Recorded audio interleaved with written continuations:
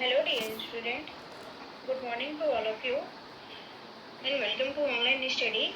I am your educator Vinyan and here I am with new topic. In last class you have seen nutrition in amoeba and holozoic nutrition. So I hope वो चीज़ें आपकी clear हो गई होंगी. Now today we will see new topics, nutrition in paramecium and nutrition in human beings. So we will see one by one and I will try to my best to explain in detail. Now moving to next point. Now let's see what are the overviews of this topic. First we will see nutrition in paramecium and after then we will see nutrition in human beings, then human nutrition process with the help of flow chart. Dear student, this chapter is very interesting and you will try to understand. If you will try to understand, definitely you will understood. Okay guys, so now moving to the main topic. So let's see what are the process of nutrition in paramecium. So you have seen in amoeba there are 5 main process take place in amoeba: ingestion, digestion, absorption, assimilation and excretion. Okay, and this process also takes place in the human beings and I already explained in details. So let's see. Paramecium also exists holozoic nutrition. Dear student, paramecium में भी holozoic nutrition होता है और holozoic nutrition क्या है? That nutrition in which organism take whole food या ingest whole food, that is known as holozoic nutrition. ठीक है? However, they have cilia that help them to engulf the food through the oral grooves. ठीक है? Amoeba में क्या होता है? Pseudopodia होता है. अमीबा में क्या था? स्यूडोपोडिया था. लेकिन जो पैरामीशियम होता है उसमें सीलिया होता है और उसी सीलिया की सहायता से वो फूड को क्या करता है? कैप्चर करता है. सीलिया की सहायता, सीलिया क्या है? हेयर लाइक स्ट्रक्चर से, बहुत ही माइन्यूट हेयर लाइक स्ट्रक्चर से, जिसकी सहायता से वो फूड को कैप्चर करता है और कैप्चर करने के बाद से वो रूम में वहाँ पे फूड कैविटी में जाके फूड जो होता है वो कैप्चर हो जाता है.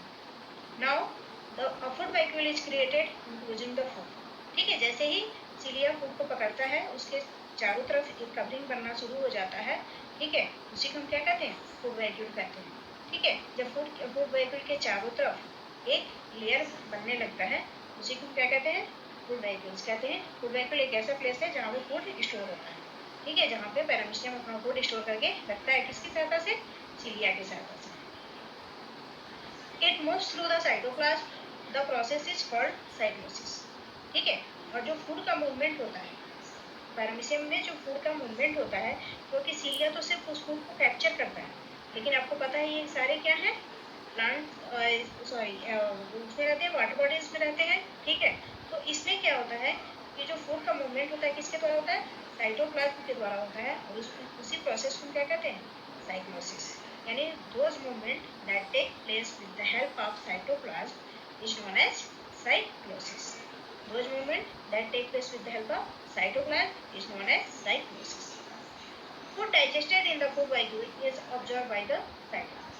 ठीक है, फूड वैक्यूल्स में जो फूड का डाइजेशन स्टार्ट हो जाता है, डाइजेशन पूरे तरीके से कंप्लीट हो जाता है, तो देन वो साइटोप्लाज्म के द्वारा क्या किया जाता है? अब्जॉर्ब किया जाता है. ठीक है, अब्जॉर्प्शन मतलब क्या होता है? क्योंकि आपने देखा था कि जो भी फूड मटेरियल्स होते हैं जब उसका डाइजेशन स्टार्ट हो जाता है धीरे धीरे वो टूट जाता है पूरे तरीके से. जो उसमें न्यूट्रिएंट सब्सटेंस होते हैं वो बॉडी के द्वारा क्या क्या लिए जाते हैं? एब्जॉर्ब कर लिए जाते हैं. लेकिन पैरामीशियम के केस में बात करें तो जो इसका एब्जॉर्प्शन होता है किसके द्वारा होता है? साइटोप्लाज्म के द्वारा होता है. ठीक है, और साइटोप्लाज्म क्या है? एक जेली लाइक सब्सटेंस है जो कहाँ प्रेजेंट होता है? सेल में प्रेजेंट होता है. ठीक है, undigested food is given out in a tiny pore that is known as anal pore or cytophytes. ठीक है, जैसे ह्यूमन के केस में एनस होता है. ठीक है, उसी तरह से जो अनडाइजेस्टेड फूड होता है पैरामीशियम का, ठीक है, वो शरीर से एक छोटे से पोर, टीनी मतलब बहुत ही स्मॉल छिद्र होता है और उसी के द्वारा शरीर से क्या हो जाता है? बाहर निकल आता है.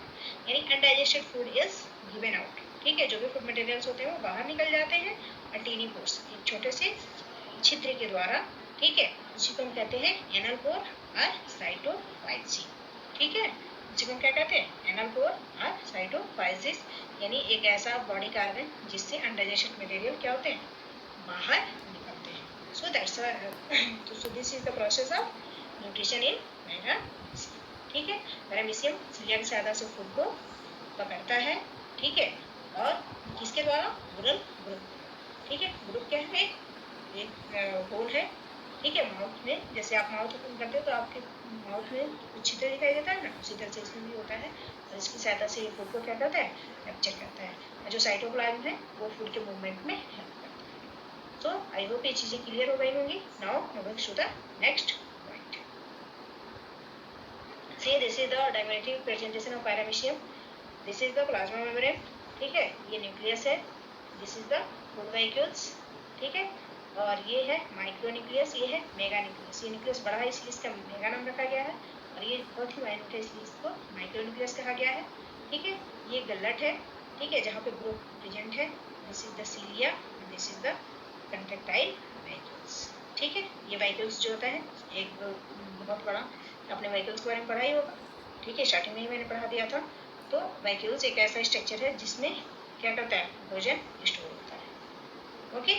So this is the diagrammatic representation of paramecium. It is like a seal.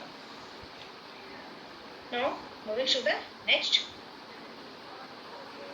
Now nutrition process in the human beings. ठीक है, तो आपने अमीबा के बारे में देखा, पैरामीशियम के बारे में देखा, but you will see in what are the nutrition process in the human being. तो ह्यूमन जो क्या है, omnivores है, और omnivores क्या होते हैं, जो सारे फूड को क्या करते हैं, खाते हैं, ऐसे ऑर्गेनिज्म जो सारे फूड को क्या करते हैं, ईट करते हैं, उन्हें क्या कहते हैं, omnivores।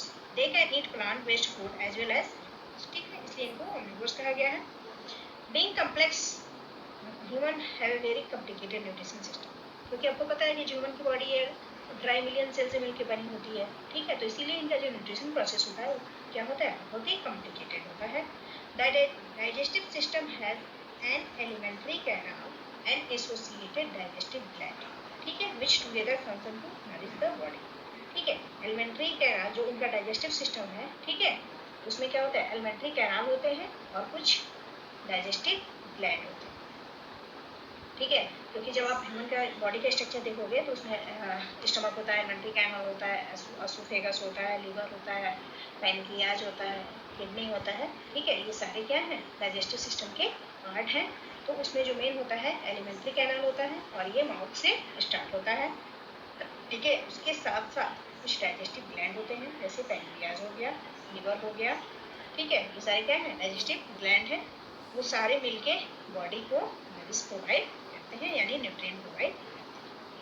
सो इसमें भी 5 स्टेज होते हैं, ingestion, digestion, absorption, assimilation and evolution, और ये मैंने 5 पॉइंट लास्ट स्लाइड में क्लियर कर दिया था विथ डेफिनेशन, ठीक है guys.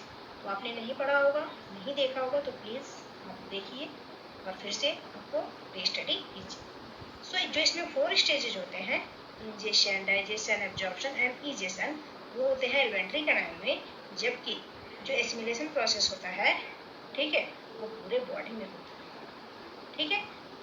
Ingestion, digestion, absorption and egestion, ये सारे एलिमेंट्री कैनाल में होते हैं, जबकि जो एसिमिलेशन प्रोसेस होता है वो पूरे बॉडी में होता है। क्यों? क्योंकि आपको पता है कि एसिमिलेशन में जो फूड डाइजेस्ट हो गया था, जो एब्जॉर्ब कर लिया गया था, उसका यूज हम ब्लड के फॉर्म में, न्यूट्रिएंट्स के फॉर्म में पूरे बॉडी में क्या होता है, सर्कुलेट होता है। इसीलिए जो एसिमिलेशन प्रोसेस है वो पूरे बॉडी में होता है, बाकी जो सारे 4 स्टेप्स हैं वो कहाँ होते हैं, alimentary canal. So I hope ये आपके पॉइंट्स क्लियर हो गए होंगे। Now moving to the next. See this is the flow chart of nutrition in human beings. देखिए पहला क्या था, इंजेशन। इंजेशन में हम फूड को माउथ में लेते हैं, take a food through the mouth, mouth के द्वारा हम फूड को लेते हैं। उसके बाद से ये कहाँ पहुँचता है, एलिमेंट्री कैनाल में पहुँचता है, और वहाँ उसका ब्रेकडाउन होता है, ठीक है। माउथ देखे ही होंगे, माउथ के नीचे का जो पार्ट होता है उसी में एसोफेगस होता है, उसी के थ्रू जो फूड है एलिमेंट्री कैनाल में पहुँचता है, जहाँ उसका डाइजेशन क्या होता है, स्टार्ट हो जाता है। देन उसके बाद से nutrients from the food are absorb, ठीक है। अब इसका यहाँ डाइजेशन यहाँ पे हो गया, तो इसमें जो भी न्यूट्रिएंट होंगे उसका एब्जॉर्प्शन स्टार्ट होगा, ठीक है। जो भी, क्योंकि यहाँ डाइजेशन हुआ है तो सिंपल सी बात है कि सारे फूड तो डाइजेस्ट हो गए होंगे, तो उसमें जो मेन पार्ट, जो यूजफुल मटेरियल होंगे वो हमारे बॉडी के द्वारा क्या कर लिए जाएंगे, एब्जॉर्ब कर लिए जाएंगे, ठीक है। जो भी न्यूट्रिएंट्स होंगे एब्जॉर्ब कर लिए जाएंगे, और जो रिमेनिंग होंगे वो क्या कर लिए जाएंगे, बॉडी के एक्सक्रीटरी सिस्टम के द्वारा बाहर निकल जाएगा, उसी को क्या कहते हैं, digestion. Remaining waste materials are injected out from the anus, ठीक है। अपने पैरामीशियम में क्या देखा था, एनल कोर, लेकिन ह्यूमन बींग्स में क्या होता है, एनस होता है, और इसी के थ्रू जो फूड मटेरियल्स है वो हमारे बॉडी, जो अनवांटेड फूड मटेरियल है, ठीक है, जो वेस्ट फूड मटेरियल है हमारे एनस के थ्रू हमारे बॉडी से बाहर निकल जाते हैं। तो ये आपको पहले ही बताए थे, ठीक है। लास्ट पॉइंट में आपको बताया गया था कि जो न्यूट्रिशन है ह्यूमन में वो 4 स्टेप में कंप्लीट होता है। जो 4 स्टेप्स होते हैं वो एलिमेंट्री कैनाल में होते हैं, लेकिन जो एसिमिलेशन प्रोसेस है वो कहाँ होता है, पूरे बॉडी में होती है। क्यों, क्योंकि वो हमारी बॉडी को एनर्जी देता है in the form of blood, blood के द्वारा पूरे बॉडी में सर्कुलेट होता है, तो इसीलिए पूरे बॉडी में रन करता है। सो आई होप ये चीज़ें आपकी क्लियर हो गई होंगी। जो रिमेनिंग पार्ट्स है we will see in the next class. So thank you guys. Let's see. So today we will see nutrition in paramecium, nutrition in human beings, human nutrition process with the help of flow chart. ठीक है, ये बहुत ही बड़ा topic है human nutrition process, ठीक है। इसमें आपको बहुत सारी चीज़ें देखनी होंगी, तो इसलिए मैं कोशिश कर रही हूँ कि मैं आपको थोड़ी चीज़ों को पहले नॉलेज दूँ, ठीक है, ताकि आपको बाद में दिक्कत ना हो। Okay guys, so keep learning, keep doing, ठीक है। Good, thanks, stay safe and healthy, happy learning, energetic, keep learning, keep, thank you guys.